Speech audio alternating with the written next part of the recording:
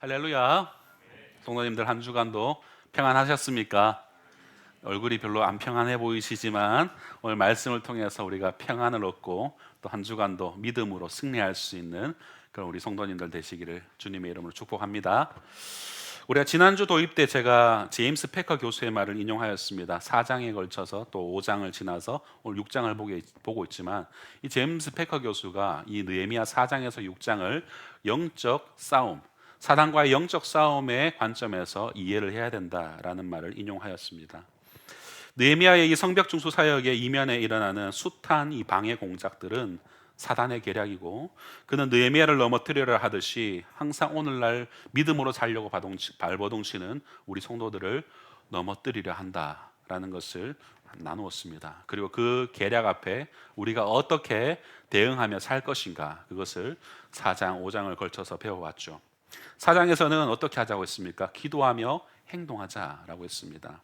5장에서는 이 공동체를 무너뜨리려는 이 문제 앞에서 내적인 문제에 귀를 기울이라 라고 하였고, 두 번째로는 사적으로 공적으로 그 문제를 잘 균형 있게 잘 다루어라 라고 하였고, 세 번째로는 청렴하고 희생적인 삶으로 귀감을 보이라 라고 함께 나누었습니다.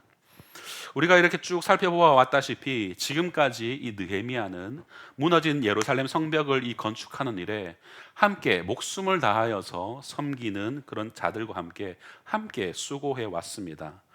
많은 어려움과 원수들의 방해가 그의 가는 길목마다 장애물로 등장하고 그를 막아섰곤 했습니다. 그럴 때마다 느헤미야는 어떻게 했습니까? 그냥 자포자기하는 것이 아니라 늘 하나님 앞에 기도했습니다. 그 기도의 자리를 굳세게 사수했던 모습을 우리에게 보여줍니다. 그 결과 예루살렘 성벽 건축의 공정은 이제 거의 완료가 되어 갑니다. 이제 성문 문짝만 달면은 성벽 건축 공사는 대성공으로 그렇게 끝이 나고 모든 사람들이 환호와 함께 기념이 될 것이었습니다. 바로 이런 중요한 순간에 다시 원수들의 이 집요한 방해 공작이 머리를 들기 시작합니다. 이제 원수들이 포기할 법도 한데 벽은 다 세워졌잖아요. 이제 문짝만 달면 되는데 어떻게든 이것을 막아보려고 하는 이 원수들의 방해 공작은 지치지도 않습니다. 1절을 보십시오. 산발락과 도비아와 아라비아 사람 게셈과 그 나머지 우리의 원수들이 내가 성벽을 건축하여 허물어진 틈을 남기지 아니하였다함을 들었는데 그때는 내가 아직 성문의 문짝을 달지 못한 때였다라고 말하고 있습니다. 끝까지 포기하지 않는 것, 마지막까지 물고 늘어지는 것, 끝내 도적질하고 죽이려 하고 멸망시키려는 이 목적을 달성시키는 그것, 여러분 그것이 우리의 원수 사단의 생리라는 것을 우리는 잊어서는 안 됩니다.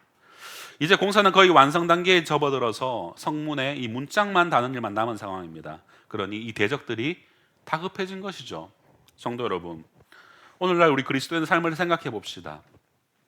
우리의 어떤 신앙도 점점 신앙이 성숙하여지고 내 삶에서 조금씩 변화되는 삶이 나타나게 되고 그것을 추구하게 되고 예수 믿는 새로운 기쁨들을 소유하면 소유할수록 여러분 우리에게 어떤 일이 벌어질까요? 사단의 방해 공작도 그만큼 더 집요해집니다. 내가 예상치도 못했던 그런 문제들을 가지고 계속 나를 올가매려하고 나를 넘어뜨리려 한다라는 것을, 더욱 집요해진다라는 것을 우리는 항시 생각을 해야 됩니다. 오늘 여러분의 삶에 사단의 시험과 해석이 되어지지 않는 그런 애매한 그런 고난들, 그런 것들이 다가올 때에 여러분의 마음은 어떠십니까? 너무 두려워하지 마시고 괴로워하지 마시고 이렇게 생각하셨으면 좋겠어요. 아, 내가 신앙생활을 제대로 하려고 하고 있구나.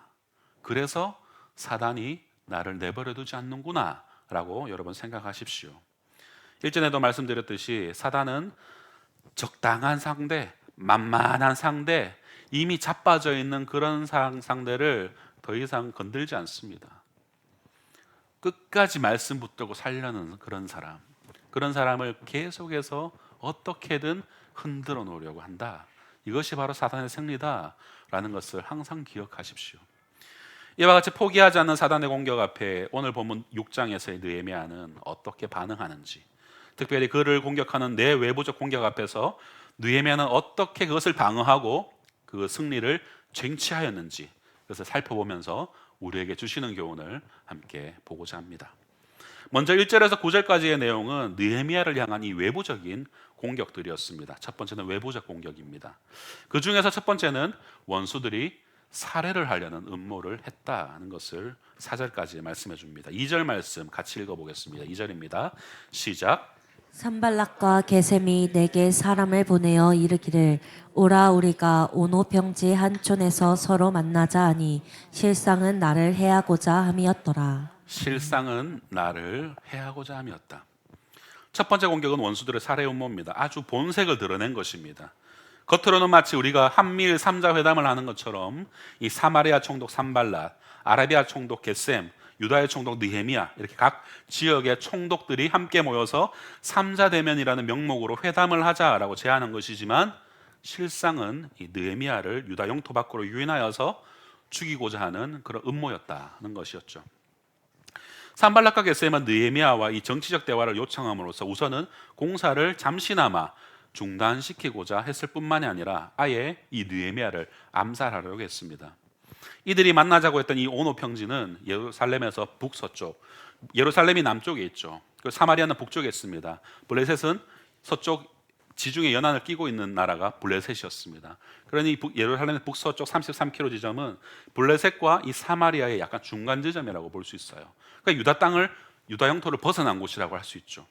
그곳에서 느헤미야를 납치해서 느헤미야를 암살하려고 했던 것이죠. 이들의 끈질김은 한 번으로 끝나지 않았습니다. 4절을 보시면 그들이 4번이나 이같이 내게 사람을 보내되 나는 꼭 같이 대답했다라고 말합니다. 느헤미야가 어떻게 대처하는지 3절을 보십시오. 내가 곧 그들에게 사자들을 보내어 이르기를 내가 이제 큰 역사를 하니 내려가지 못한다. 어찌하여 역사를 중지하려고 하고 너에게 내려가겠느냐라고 대답을 하게 되죠. 사랑하는 성도 여러분, 바로 이것입니다. 하나님이 느헤미야에게 주신 그 우선적인 일을 가지고 있는 그 명분을 가지고 그 일을 거절하는 것, 하나님의 일이 우선적이라는 것을 선포하는 것, 주의를 산만하게 하는 것으로부터 분명히 해야 할 일을 선언하고 그러한 산만하게 하는 것들을 절연하는 것, 여러분 이것이 중요한 것입니다. 하나님 중심적이고 목표 지향적인 일편단심, 하나님의 말씀에 근거한 삶을 살기 위해서 뚜렷한 목표를 세우고 그 곁에서 그것을 흔들어 넣으려고 하는 격가지들을 절연히 잘라내는 것, 전지하는 것. 여러분 그래야지 전지가 중요한 거 여러분 아시죠? 포도를 키우거나 뭐 감을 따거나 할 때에 주변에 이 줄기에서 이게 많이 납니다. 쭉쭉 빠져요. 그러면 거기에 열매들이 이게 송골송골 맺혀요. 근데 이 줄기에서 오는 영양분은 어때요? 일정량이 있단 말이에요. 한계가 있단 말이에요. 그러니 이 중에서 가장 처음 열매 맺었을 때 가장 잘 실하게 익은 거, 그 외에 주변에 있는 열매들은 어떻게 할까요? 잘라냅니다. 그래서 이 열매 하나만 오롯이 그 영양분을 다 먹어서 이따만하게 키우는 거, 그것이 바로 뭐다? 전지다. 모르세요? 내가 너무 농촌에 살다 와서 그럽니까? 그 전지가 그런 거예요. 그래서 어느 한 열매에 올인해서 크게 하자, 상품성을 키우자, 이래서 전지를 하는 거예요. 그러니까 전지하지 않은 나무에서 나는 것들은 그냥 다 따가지고 이웃 나눠주고 우리 집에서 먹고 하는 것들이 그런 과일들이고, 전지하는 것들은 크게 만들어서 박스에 이쁘게 넣어서 서울로 보내죠. 더 현대 뭐 이런 데로 보내서 거기에 가면은 막 샤인머스켓 시원하잖아요. 그죠? 시골에서 상주에서 못 봐요. 그런 샤인머스켓은. 우리는 맨날 이렇게 전지 안 한 것들, 짜투리들 이렇게 먹거든요. 근데 그게 더 맛있어요. 예, 인위적이지 않기 때문에 훨씬 맛있습니다. 저는 그런 거 먹다 와서 여러분들이 막 이렇게 좋은 거 주셔도 별로 감흥이 없습니다. 그러니까 주려고 하지 마십시오. 아시겠죠? 그 말 하려고 그러는 거예요. 주려고 하지 마세요. 뭐 마치 꼭 줘야 된다라는 식으로 느끼시는 분이 계시지 모르겠는데 진짜입니다. 주려고 하지 마십시오. 또 뭐 말하다 이래 간다 또. 예. 목표 중심적인 일편단심이 중요하다라는 거예요. 그런 마음을 소유하는 것이 이 원수의 이 살해 음모에서 이기는 방책이다라는 겁니다. 하나님 편에 서 있는 자는 자신의 우선순위의 일에 끝까지 눈을 떼지 않고 집중할 수 있는 사람, 그 사람이 바로 하나님 편에 서 있는 자다라고 할 수 있습니다. 그렇다면 하나님 편에서의 우선순위가 무언가? 그것에 대해서 여러분 우리에게 너무 명확하게 예수님께서 말씀해 주셨습니다. 마태복음 6장 33절 말씀 같이 한번 읽어보겠습니다. 시작. 그런즉 너희는 먼저 그의 나라와 그의 의를 구하라. 그리하면 이 모든 것을 너희에게 더하시리라. 아멘. 먼저 구할 것을 알려주셨습니다. 뭐요? 그의 나라. 나의 삶 가운데서 하나님의 나라가 이루어지는 것. 그의 의, 하나님의 의, 말씀을 통하여서 계명들을 통하여서 하나님을 사랑하고 이웃을 사랑하는 그 하나님의 뜻들, 그것을 먼저 구하는 것. 그리하면 너희가 생각하는 그 앞서선 32절에서 말하고 있는 뭘 먹을까, 뭘 입을까, 뭘 마실까, 그러한 너희들 삶의 부수적인 것들은 내가 더해주겠다. 더해서 얻는 게 먹는 것, 입는 것, 마시는 거예요. 그런데 우리는 마치 먹는 것, 입는 것, 마시는 것, 이것이 우리의 삶의 제1차적인 목적이 되어질 때가 많죠. 그것이 우리에게 먼저가 되어질 때가 많습니다. 그런데 성경은 분명히 말합니다. 하나님의 나라, 너의 삶 가운데 하나님의 나라가 이루어지고 있느냐? 너는 하나님의 뜻 이루어가고 있느냐? 하나님을 사랑하고 이웃을 사랑하는 삶을 살고 있느냐? 그것이 먼저다. 그것을 먼저 하면 너희들이 그토록 갈망하는 먹고 마시고 입는 것, 잘 사는 문제 내가 다 해결해 주겠다 라고 분명히 약속의 말씀으로 우리에게 주고 있는데 우리는 여전히 먹사니즘에 빠져 있다라는 것을 보게 됩니다. 왕관의 보석 같은 성도 여러분, 요즘 여러분의 신앙의 삶을 흔들려는 상황들이 있으십니까? 2025년을 시작하면서 하나님께 이렇게 살겠습니다라고 헌신하고 다짐했었던 그런 내용들이 언제 그랬냐는 듯 이제 만 3개월이 지나는 이 시점에 다 잊고 살고 있지는 않으십니까? 어떤 신앙의 목표도 없이 꿈도 없이 하루하루 그냥 쳇바퀴 돌듯이 무의미한 하루하루를 채워나가고 있지는 않으십니까? 혹시 여러분이 꾸준히 걸어왔던 그 신앙의 행보를 잠시 멈추게 하고 붙잡아 내리는 아주 매력적인 그런 유혹의 목소리가 여러분 주변에 있지는 않습니까? 이제 좀 쉬어도 돼. 너 할 만큼 했잖아. 라는 그런 달콤한 유혹들. 그런 내면의 목소리가 여러분의 발목을 붙잡지는 않으십니까? 여러분 그때 우리는 기억할 수 있어야 됩니다. 여러분 신앙의 행보는 쉬는 시간이 없다. 신앙은 쉬어서는 안 됩니다. 이 말이 주일 더 열심히 오고 예배가 있으면 수요예배도 오고 새벽기도 빠지지 않고 오고 금요일에도 오고 막 토요일에도 막 교회 와서 뭐라도 하고 이렇게 하라라는 그런 의미가 아니에요. 그렇게 오해하지 마십시오. 여러분이 스스로 볼 때에 내가 뭔가 신앙 좀 쉬어야지. 목사님 저는 이제 오늘부터 방학 연락하지 마세요. 이런 분들이 계세요. 저 오늘 방학할 거니까 방학을 선포하세요. 선포하시고 이제 연락하지 말아달라고 이렇게 얘기하시는 분들도 있습니다. 되게 신앙생활 엘레강스하게 하시려고 하시는 분들이 사실 많았었습니다. 여러분 내려놓게 된다면 내가 지금 하고 있는 걸 무언가를 내려놓게 된다면 더욱 분발해서 다른 무언가를 하려고 하셔야 돼요. 내가 예를 들면은 지금 새벽 기도를 몸이 지금 고뇌해서 못 나오게 된다면 다른 시간을 또 내어서 말씀을 가까이 하는 탐독하는 시간을 더 마련한다거나 말씀을 듣는 시간을 더 획득한다거나 그런 것이 없이 무작정 있던 것을 계속 내려놓기만 하여서는 여러분 우리는 결코 신앙의 정진을 할 수가 없습니다. 믿음의 길을 걸어가야 됩니다. 주신 사명을 늘 상고하면서 사명대로 살아가야 됩니다. 헌신의 자리로 나아가야 되고 내가 하나님을 위해서 무엇을 해야 하는지 꾸준히 묻고 그 길 가운데 꾸준히 걸어갈 수 있어야 하는 것이죠.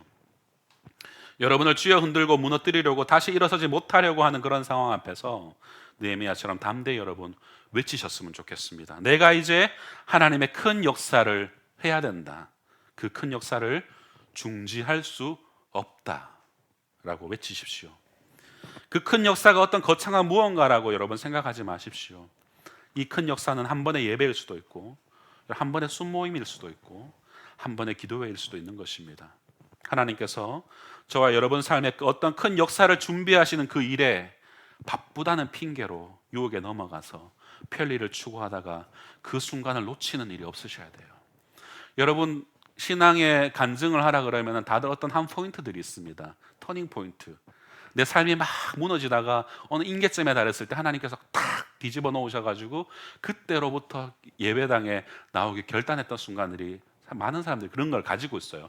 무던하게 그냥 어렸을 때부터 그냥 계속해서 그냥 쭉 주님 안에서 살아오신 분이 저는 제일 부럽지만, 대부분 그냥 막 자기 욕심대로 살다가 하나님이 어느 순간에 어느 한 부흥회 때에 그때 어떤 부흥 강사님의 말씀을 통해서 폐부를 찌르는 말씀을 주셔가지고 그때부터 내가 주님을 위해 살아야겠구나 라고 결단하는 순간들이 여러분 있으셨을 것입니다.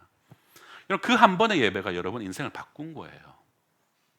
그렇지 않습니까? 여러분, 지금 오늘 이 예배의 말씀이 여러분의 삶을 바꿀 수 있는 마지막 말씀일 수도 있습니다. 여러분, 여기서 예배 마치고 나가서 살아서 집에 돌아갈 수 있다고 확신하실 수 있는 분이 100%, 100%를 확신하는 분이 여기 어디 계십니까? 없잖아요. 우리의 삶이 어떻게 될지 어떻게 합니까? 내려가다 계단에서 넘어져서 앞으로 넘어져서 살 건데 뒤로 넘어져서 죽게 되는 일이 일어날지, 마치 목사님이 저주를 하는 것처럼 이렇게 느끼실지도 모르겠는데 모른다라는 거예요. 하나님이 나를 어떤 식으로 불러가실지 모른다라는 거예요. 여러분 주변에 이 모습을 얼마나 많이 보지 않습니까? 여러분, 바쁘다는 핑계로 그런 은혜를 놓치시는 일 없기를 바랍니다. 지금 이 예배가 내 삶의 마지막 예배일 수 있다라는 그런 마음가짐으로 임하시길 바랍니다. 원수마귀는 그렇게 우리의 마음을 좀 먹어서 이번 주는 좀 쉬었다, 다음 주 또 예배 있을 텐데 뭘 그렇게. 여러분, 1월 마지막 주 2019년 1월 마지막 2020년 1월 마지막 주를 여러분 기억하십니까? 2020년 2월 달 첫 주부터 나라에서 코로나로 예배를 못 하게 했잖아요. 그 마지막 주가 그 마지막이 될지 어떻게 알았어요, 성도들이? 다음 주 당연히 우리 다음 주 또 예배당에 모여서 예배할 텐데라고 생각했을 텐데 그 다음 주부터 교회를 못 나가게 된 거예요. 3,000명이 모이던 예배당에 교육자들 15명만 앉아서 예배를 드리는 그때 그 참담함을 저는 아직도 잊을 수가 없습니다. 그런 일이 여러분 우리 인생에서 갑자기 벌어지지 않을 거라는 확신을 여러분 할 수 있습니까? 그 누구도 몰라요. 모릅니다, 여러분. 갑자기, 정치적인 말은 하면 안 되겠지만, 갑자기 이렇게 대통령이 이렇게 계엄을 선포해서 실제로 막 돼가지고 막 사람 막 죽어나가고 이런 일이 벌어진다면 여러분 상상이나 하겠습니까? 여러분, 우리의 삶은 한 치 앞도 모르는 겁니다. 그렇기 때문에 지금 주어져 있는 내 순간, 지금 이 순간, 하나님 만날 수 있는 이 순간에 여러분 최선을 다하셔야 돼요. 하나님의 부르심의 자리 가운데 나아가는 것을 여러분 계속해서 미루셔서는 안 된다라는 것입니다. 사단은 그것을 노리고 우리를 좀먹으려 한다라는 것을 잊지 마시기 바랍니다.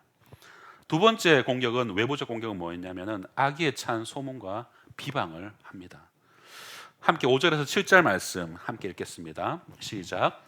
산발랏이 다섯 번째는 그 종자의 손에 봉하지 않은 편지를 들려 내게 보냈는데 그 글에 이르기를 이방 중에도 소문이 있고 가스무도 말하기를 너와 유다 사람들이 모반하려 하여 성벽을 건축한다 하니 내가 그 말과 같이 왕이 되려 하는도다. 또 내가 선지자를 세워 예루살렘에서 너를 들어 선전하기를 유다의 왕이 있다 하게 하였으니 지금 이 말이 왕에게 들릴지라. 그런즉 너는 이제 오라 함께 의논하자 하였기로. 산발랏은 예루살렘 성벽을 건축하려는 이 느헤미야의 이 선한 동기들을 주변 민족들로 하여금 의심하게 만드는 전략을 씁니다. 그들은 그를 고소하는 내용의 편지를 보내는데 어떻게 하였다고 말하고 있죠? 봉하지 않은 편지를 보냅니다. 무슨 말인가요? 누구든지 그것을 보고 뒷담화를 할 수 있게 할 계획으로 봉하지 않은 편지를 보냈다라는 거예요. 이 고소의 명목은 느헤미야가 왕이 되려고 모반을 꾀한다라는 것입니다. 더 나아가서 느헤미야가 자신이 왕이 되려는 계획을 이 정당화할 생각으로 선지자들에게 뇌물을 주어서 그런 내용의 예언을 하게 만들었다라는 그런 모함을 뒤집어 씌우고 있더라는 것이죠. 그러나 이런 다섯 번째의 계략에도 느헤미야는 그 모략에 걸려들지 않습니다. 그는 그 소문의 출처가 산발랏에게서 사실 산발랏이라는 것을 분명히 알게 되고 그것을 사실적인 말들로 그저 단순히 이런 일은 없는 일이고 니는 네 맘대로 그거를 치워낸 일이다 라고 일단락하고 그냥 단언할 뿐이었습니다. 오히려 느헤미야는 모략을 받게 된 이 사건을 마음에 새롭게 하여서 오히려 하나님 앞에 기도하는 자리로 나아갑니다. 기도는 선한 자극제로 삼더라라는 것이죠. 9절 하반절, 이제 내 손을 힘입게 하옵소서. 하나님 앞에 기도한 거예요. 하나님, 나에게 힘을 주시옵소서. 이렇게 끊이지 않는 산발랏의 모략과 나의 원수들의 공격 앞에 내가 힘이 딸리지 않도록 힘을 주시옵소서라고 기도했다는 것이죠. 성도 여러분, 우리만 하더라도 나에게 들려오는 애매한 말들, 근거 없는 모함들, 악의에 찬 소문이나 험담을 듣게 되면 여러분 당장 어떻습니까? 내가 저거 어떻게 조사할까? 뭐 이런 말 생각하지 않습니까? 그런 생각들을 우리 생각합니다. 그래서 오늘 네 죽고 내 한번 죽자 이러면서 팔 걷어붙이고 쫓아가지 않습니까? 그렇죠? 성깔 좀 있으신 분들은 단번에 그렇게 하실 것입니다. 그런데 그 방식은 하나님을 의뢰하는 사람의 해결 방식이 아니라는 겁니다. 어차피 타락한 인간은 서로에 대해서 험담하는 것, 그리고 서로 부딪히는 것, 이것이 체질화되어 있는 존재입니다. 그것을 우리가 일일이 시시비비 가려가면서 살려고 하면은 숨이 막힐 거예요.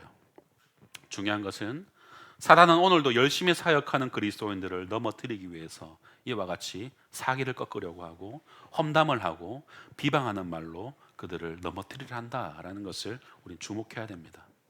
사랑하는 성도 여러분, 열심히 일하다가 누군가의 지어낸 말과 애매한 험담 앞에 속상하고 기분 망치고 주저앉아 계시진 않으십니까? 이제는 생각을 바꾸셨으면 좋겠어요. 스스로 진실한 삶을 살고 있을 때 닥쳐오는 이런 반대자들의 어떤 모함을 여러분 개념치 마십시오. 그럴수록 보란 듯이 더욱 힘을 내어서 여러분이 해야 될 일에 정진하시기 바랍니다. 자신의 송사를 그렇게 스스로 해결하려고 하지 마시고 하나님 앞에 맡기십시오.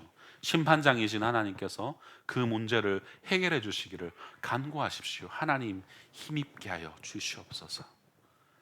단기적으로 어떤 불이익이 생길지라도 결국에는 심판자이신 하나님이 나의 결백을 입증해 주실 것이라는 그 확신을 굳게 소유하시고 여러분 충성된 일, 하던 일에 집중하시기를 축복합니다.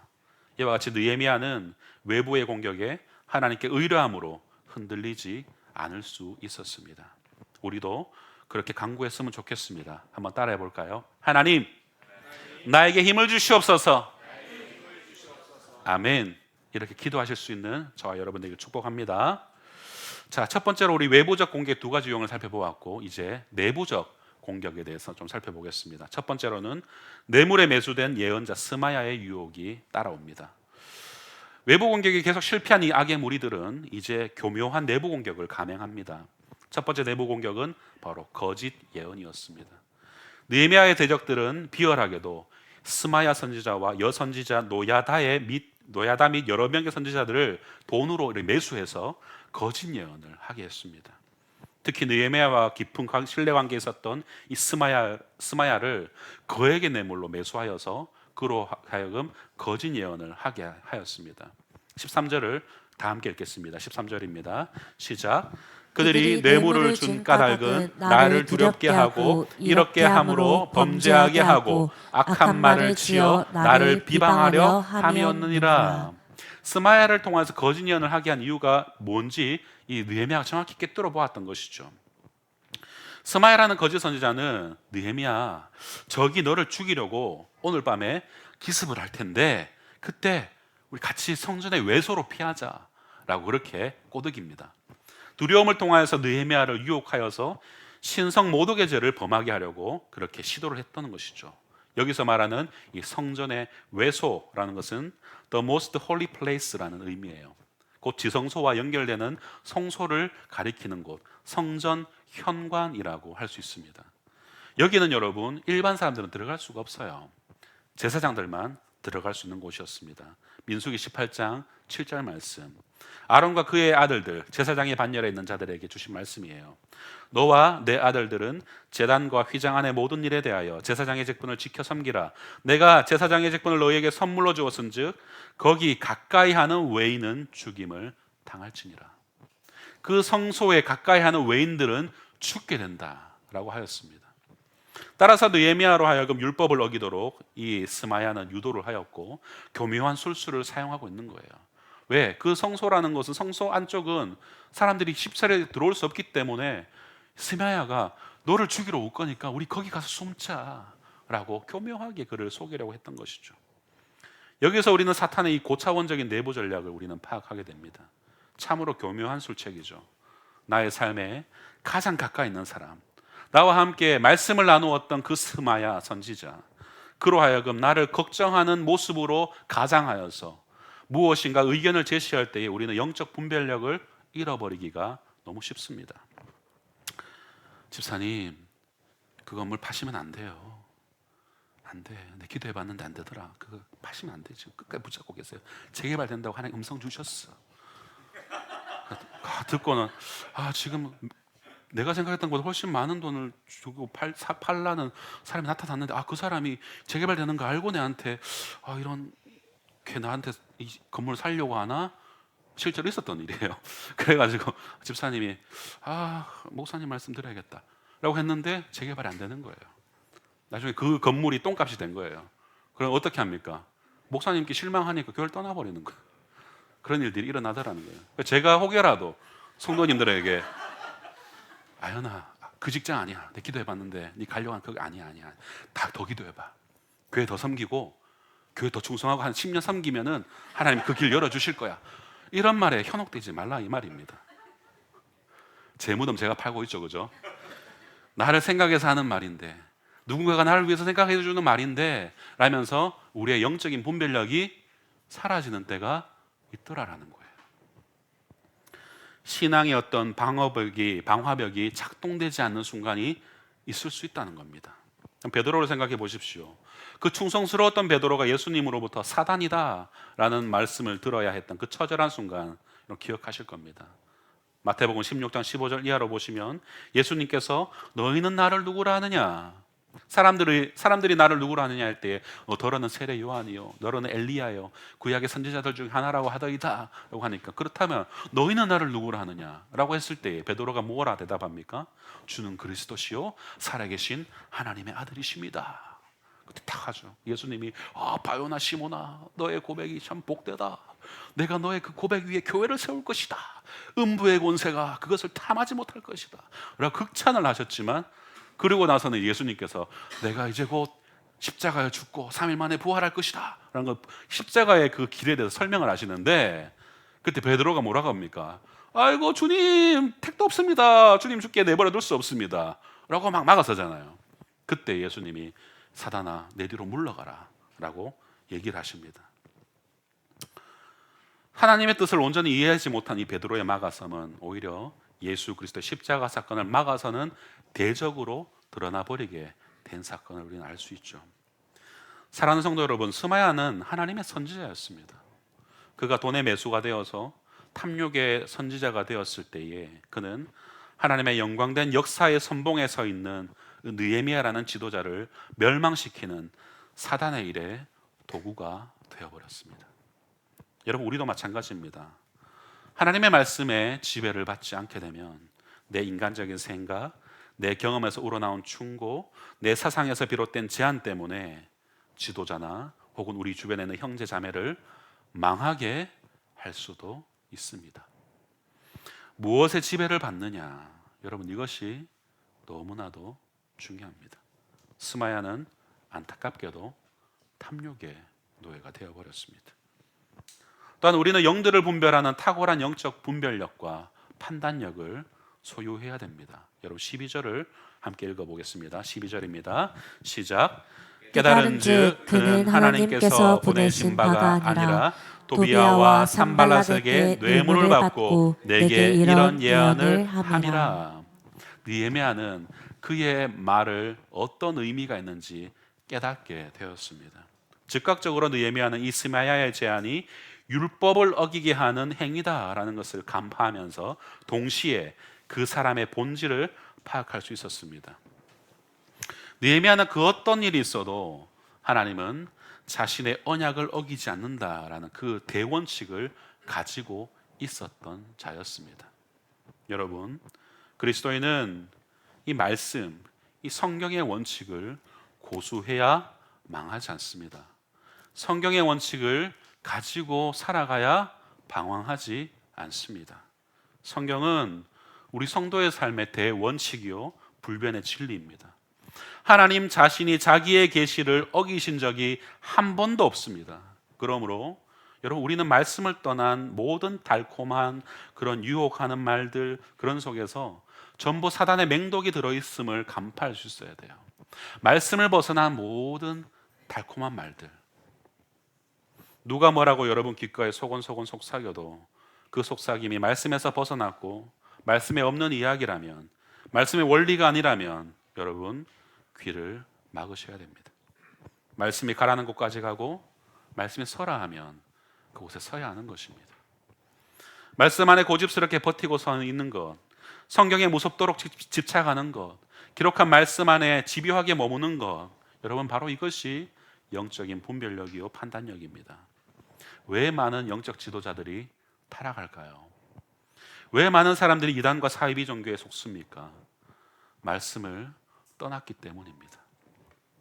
여러분, 말씀을 떠나면 우리도 망합니다. 말씀을 벗어나면 신비주의로 가게 되어 있고, 말씀을 무시하면 자신의 체험을 우상시하게 되어 있습니다. 말씀을 모르면 사단의 간사한 함정에 모두 빠지게 되어 있습니다. 그러니 여러분, 하나님의 말씀에 철저하게 매이십시오. 그리하여서 탁월한 영적 분별력을 소유하시는 그런 저와 여러분이 되시길 주님의 이름으로 축복합니다. 두 번째로 어떤 내부적 공격이 있는가? 바로 도비아와 유다 귀족들의 내통이 있었습니다. 내통, 즉 측근을 분열하는 그런 정책이 있었다는 것이죠.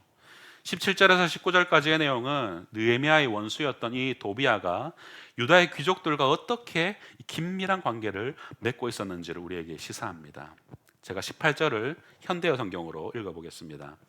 도비아는 혈통으로는 암몬 족속이고 신분으로도 산발랏의 종이지만 그와 그의 아들이 유다 귀족 집안의 여자들과 결혼을 하였기 때문에 유다의 많은 유지들이 그에게 충성을 맹세하였었다라고 기록합니다. 18절에 나오는 이 도비아와의 내통자들의 명단은 우리를 놀라게 합니다. 이 사람들은 바로 느헤미야와 함께 이 예루살렘 성벽 공사에 죽도록 헌신했던 사람들이었기 때문입니다. 도비아는 이 아라의 아들 스가냐의 사위가 되었는데, 이 아라는 스룹바벨 제1차 귀환 때 가축 귀환한 족장이었습니다. 이어지는 7장에서 이것이 드러납니다. 또한 도비아의 아들 여호하나는 무술람의 딸과 결혼을 하였다라고 기록하고 있는데, 이 무술람은 앞서 느헤미야 3장에서 성벽을 중수하는 명단이 일일이 다 이렇게 기록되었던 3장 기억하시죠? 제가 여기에 선설교했을 때 느헤미야 3장을 했었죠. 그때 중수할 때 누가 누구 무엇을 중수하였고 누가 무엇을 중수하였고 이 내용이 있을 때 등장한 두 번이나 등장합니다. 성곽 건축의 두 부분을 담당했던 사람이 바로 무술람이었어요. 느헤미야의 수족과 같았던 사람들이 돈 많은 이 도비아의 술책에 말려서 그들과 사돈 관계가 되고 동맹 관계를 맺게 된 겁니다.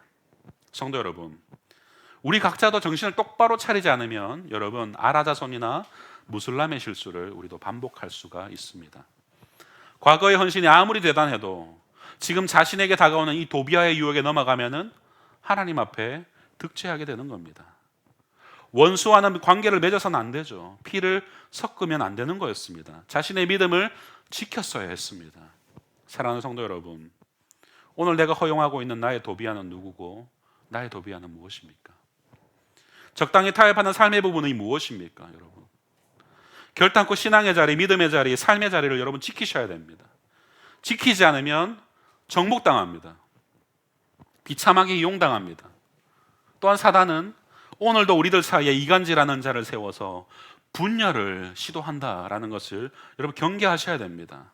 하나님과 나 사이, 지도자와 성도 사이, 가족과 가족 사이, 이웃과 이웃 사이를 분열시키는 이 일에 사단은 너무나도 탁월한 존재예요. 분열시키는 이간자와 아첨꾼들, 타락한 무리를 일으키는데 천재적인 능력을 갖고 있는 자, 바로 사단입니다. 우리는 자신을 지키고 공동체를 지켜야 됩니다. 우리 모두 충성스럽게 여러분 우리 자신을 지키고 공동체를 지킬 수 있는 저와 여러분들을 축복합니다. 오늘 6장에서는 밝혀지지 않았지만 하나님은 이러한 외부적 내부적 공격 가운데서도 느헤미야를 지켜주셨고 그를 보호해 주셨습니다. 하나님은 자신에게 죽도록 충성하는 자를 완전히 책임지는 분이십니다. 끝까지 보호하십니다. 그를 강한 손으로 붙들어 주십니다. 믿음의 주요 온전케 하시는 이인 예수를 바라보는 자들은 영원한 안식처, 보호처, 피난처를 제공받습니다. 이 진리를 솔로몬은 이렇게 말을 했습니다. 잠언 18장 10절. 여호와 이름은 견고한 망대라. 의인은 그리로 달려가서 안전함을 얻느니라. 여호와는 견고한 망대라. 여러분 이 말씀을 믿으십니까? 그 집요한 원수들의 방해 공작에도 불구하고 느헤미야는 원망과 불평과 짜증과 좌절의 자리를 힘차게 딛고 일어나서 하나님 앞에 힘을 달라고 기도했습니다. 오늘 본문에 우리는 위기에 봉착할 때마다 하나님께 부르짖은 이 느헤미야의 기도를 볼 수 있어야 됩니다. 이와 같은 기도의 삶은 오늘 본문에만 발견되는 것이 아니죠. 느헤미야는 1장에서부터 지금까지 초지일관 느헤미야는 기도의 사람으로 우리에게 다가왔습니다. 결국 느헤미야의 기도는 하늘 보좌를 움직였고 그 기도 응답의 진한 열매를 그는 맛보았던 것입니다. 그 목숨이 위태로운 위기 때마다 슬기와 지혜로 헤쳐나갔던 이 느헤미야의 이 멋진 승리의 삶은 곧 하나님의 기도 응답의 결과였음을 여러분 우리는 주목하여 볼 수 있어야 됩니다. 그 틈새 시장에 하나님께 힘있게 기도했던 느헤미야의 그 기도의 손을 우리는 볼 수 있어야 됩니다. 느헤미야가 운이 좋았네. 어떻게 그 스마야의 그 계략을 깨달을 수 있었지? 어떻게 산발랏의 그 묘책을 어떻게 거절할 수 있었지? 기도했기 때문이에요. 찰스 스펄전 목사님이 이렇게 말씀하신 것이 있어요. 천국은 작은 믿음이어도 가지만 기도하는 믿음은 천국을 이 땅 위에 우리의 삶의 자리로 끌어내린다. 멋지지 않습니까? 기도하는 믿음은 천국을 나의 삶으로 끌어내리는 힘이 있다라고 표현하셨어요. 느헤미야는 기도함으로 자신이 겪는 문제보다 훨씬 더 크신 하나님의 도움을 그의 삶의 자리로 끌어내렸던 것입니다. 왕관의 보석 같은 사랑하는 성도 여러분, 말씀을 맺겠습니다. 우리도 기왕지사 여러분, 느헤미야가 믿은 하나님을 똑같이 믿고 있다면 오늘날 우리의 시대에 위대한 믿음으로 지금까지 경험하지 못했던 새로운 역사, 여러분의 인생에 한 획을 긋는 놀라운 하나님의 역사하심을 체험해야 되지 않겠습니까? 이와 같은 일이 여러분의 신앙의 여정 가운데 일어나도록 하나님 나를 사용해 주십시오 라고 부르짖고 최선의 삶과 죽음을 불사하는 헌신으로 하나님께 달려가 보는 그런 경험을 여러분 하셨으면 좋겠습니다. 하나님이 일으키시는 새로운 역사에 하나님 제가 결단코 쓰임 받아야겠습니다. 하나님이 새롭게 하시려는 이 새로운 역사 가운데 제가 쓰임 받아야겠습니다. 하나님 나를 사용하여 주시옵소서. 작게는 나의 가정에서, 나의 직장에서, 우리 새뜻교회에서, 이 서울 땅에서, 더 나아가 이 나라와 민족을 위해서 쓰임 받는 자가 되고 싶습니다. 나를 사용하여 주시옵소서. 그 쓰임 받는 나를 위해서 기도하고 준비되어지는 그런 여러분이 되셨으면 좋겠어요. 그렇게 기도하면 여러분 사단의 공격이 보일 것입니다. 대응할 수 있을 것입니다. 그러면 그 영적 싸움에서 승리할 수 있을 것입니다. 날마다 그 영적 싸움에서 승리를 누리는 그런 우리 모두가 되시기를 주님의 이름으로 축복합니다.